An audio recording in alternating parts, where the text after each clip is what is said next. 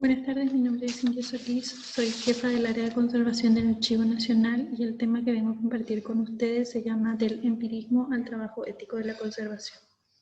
El Archivo Nacional de Asunción es un archivo histórico cerrado que alberga documentación de la época colonial e independiente. El archivo cuenta aproximadamente con 2 millones de documentos y se encuentra organizada por las normas ISATGEL. El edificio del Archivo Nacional es una antigua casona que fue modificada para la Dirección General de Archivos, Bibliotecas y Museos de la ciudad de Asunción. Sin embargo, resultó ser muy pequeña para la Biblioteca Nacional, entonces el espacio se destinó para el archivo y el Museo Nacional. En esa imagen podemos observar la sala americana, que hoy es un salón de eventos, pero en aquel entonces el Archivo Nacional era depósito documental, sala de lectura y el lugar donde estaban los funcionarios trabajando. El Archivo Nacional fue fundado en 1541 en una pequeña caja que en guaraní le llamamos Carameguá y llevaba 3 llaves. Luego cambió de nombre y se lo llamó Viejo Arcón en la época de 1800. Los deterioros más comunes encontrados dentro del Archivo Nacional son perforaciones por acidez de tintas metaloácidas, mala utilización de materiales para la intervención, ataques biológicos, laminados con acetato de celulosa y muchos más. La conservación siempre fue un intento de buenos hábitos que se iba adaptando de acuerdo a la sugerencia de los directores. En los años 70 podemos encontrar dentro del archivo administrativo de que hubieron un sinfín de pedidos para hacer un taller de restauración. Sin embargo, los compañeros de esa época trabajaban con papel glacín, acetato de celulosa y para las encuadernaciones hilos de ferretería. Ninguno de los materiales cumplían con las normas de conservación. En los años 90, un grupo de compañeros fueron capacitados para elaborar una caja muy particular que se le dio el nombre de Cajas Paraguay, y el maestro que capacitó para esta técnica fue el maestro Álvaro González, venezolano. En el año 2000, en el 2002, gracias a la ESIT y al maestro Pedro Adán García, se monta el primer taller de conservación de papel en el Archivo Nacional. El proyecto consistió en el montaje de un taller y además en la capacitación de los funcionarios en diferentes temas y diferentes áreas. En el 2011, bajo el impulso del Bicentenario de la Independencia y con el interés de difundir la función del Archivo Nacional, amplían el espacio edilicio y exponen los trabajos internos.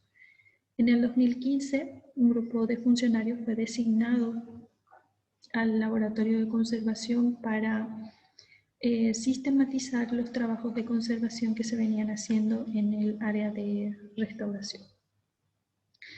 Tal así que en esa búsqueda encontramos registros de intervenciones que se hacían en esa época, registros del estado de conservación de los documentos del Archivo Nacional. Lastimosamente no hay ningún informe que indique cuál era el objetivo de estos registros, ni tampoco pudimos encontrar ninguna estadística ni números que nos dieran paso a saber cuál es la cantidad de documentos, cuánta es la cantidad de documentos que se encuentran en mal estado.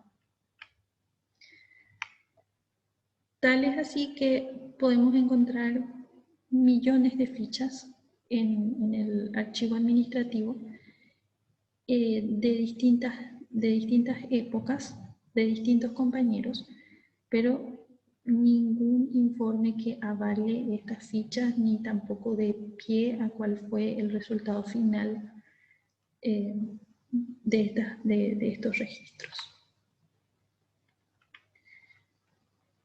En el laboratorio de conservación, una vez ya formado, tuvo la ayuda del maestro Larry Mendoza, conservador de la Cancillería peruana, y desde la distancia dirigía los trabajos de intervención y de registros de documentos. Lo que hacíamos en esto era elaborábamos la ficha clínica y la ficha de diagnóstico, y con la ficha clínica el objetivo era identificar los materiales que eran utilizados hoy en día en conservación. También dentro de la ficha de diagnóstico el objetivo es que podamos identificar la cantidad de folios que se encuentran en muy mal estado de conservación. También elaboramos planes de preservación para la conservación de documentos históricos y un sinfín de documentos que nos indican cuál es el movimiento de los volúmenes que se encuentran dentro del archivo. Dentro del laboratorio de conservación pudimos ser capacitados en distintas áreas y además por distintos maestros. Tuvimos la presencia de Susana Brandari, Eduardo Tarrico, Luis Crespo, Arsenio Sánchez, Berta Blasi, la gente del Archivo General de Perú, Emma Cortés y su equipo de la Biblioteca Nacional de Perú. Y el resultado de esas capacitaciones fueron las normas y las pautas para la conservación de los archivos. A partir de acá, todos los trabajos de intervención que venimos haciendo dentro del laboratorio de conservación son intervenciones que están registradas en fichas y también bajo las normas de conservación. Lastimosamente no tenemos materiales que nos ayuden a intervenir todos los días los documentos, pero sí tratamos de hacer que cambie la estructura física o el método de conservación sea distinto al que se encuentran ahora mismo. También nos dedicamos a la preservación. Específicamente la limpieza interna es muy importante para nosotros. Tenemos no solamente el depósito de documentos para intervenir en cuestiones de limpieza, sino que también la biblioteca auxiliar del Archivo Nacional. Otro de los resultados positivos que se dieron en estas capacitaciones fue la señalización y el cambio de hábitos de todos dentro del Archivo Nacional.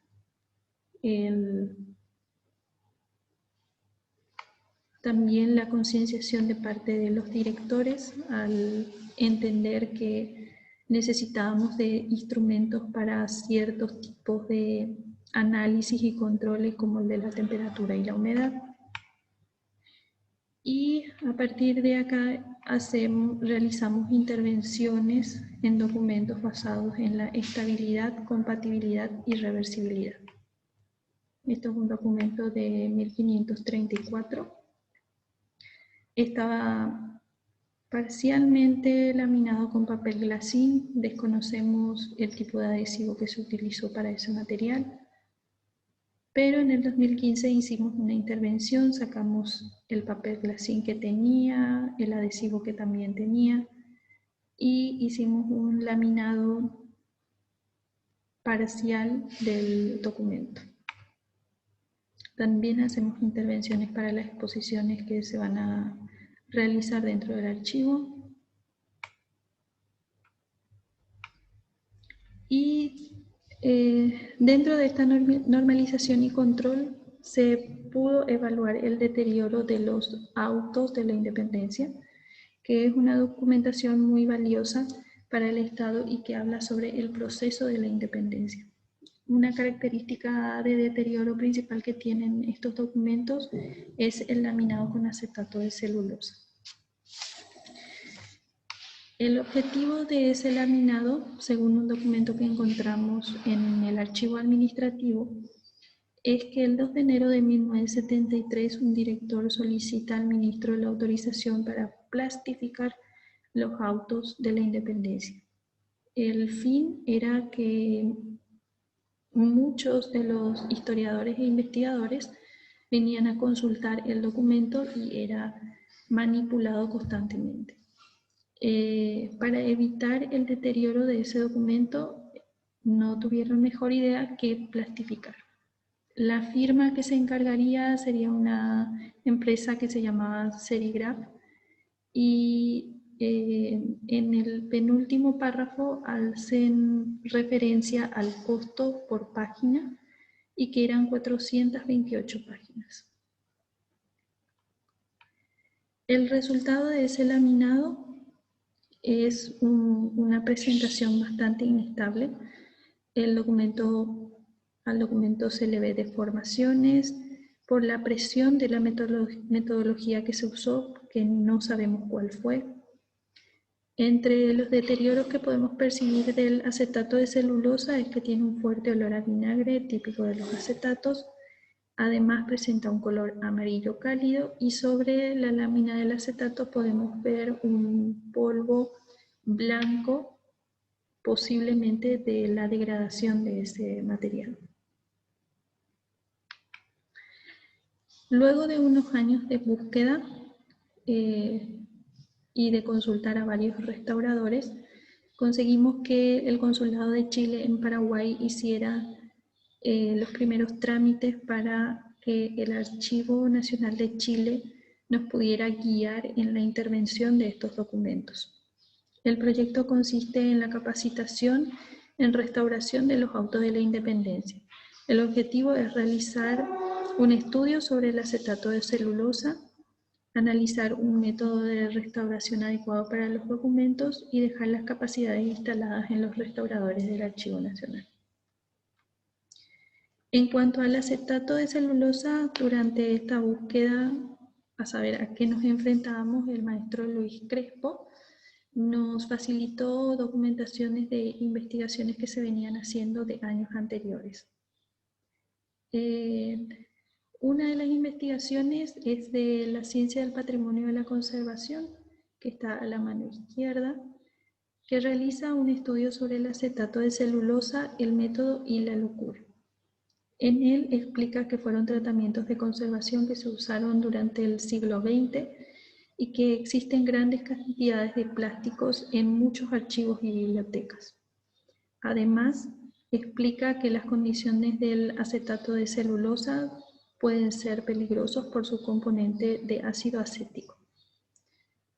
Otra información interesante que hacen ellos en su escrito es que en su investigación es que entre los años 1934 y 1936 utilizaban una prensa hidráulica y calefacción que servía para adherir el acetato colocando en el centro el papel que se iba a laminar. El otro método utilizado era el método de William Barrow, donde desarrolló una prensa de calor y presión para adherir los acetatos. Pero años después le colocó 2 tejidos de papel japonés en el exterior de la lámina del acetato de celulosa. El otro material que nos facilitó el maestro Crespo es un artículo que escribió Mark Orsby, publicado en Administración de Archivos y Registros Nacionales, NARA. En este artículo habla sobre una investigación que se realizó sobre los plastificantes presentes en la celulosa. Afirma que se degrada con mayor rapidez que el polímero y que su estabilidad varía de acuerdo a sus componentes. También dice que los plastificantes son más estables que otros. Según esta investigación, Marx habla sobre el tipo de plastificantes que se usan para los acetatos. Uno de los métodos para analizar el tipo de plastificante es la espectroscopía de infrarrojo, FTIR, y la otra es una combinación de cromatografía de gases y espectroscopía de masas.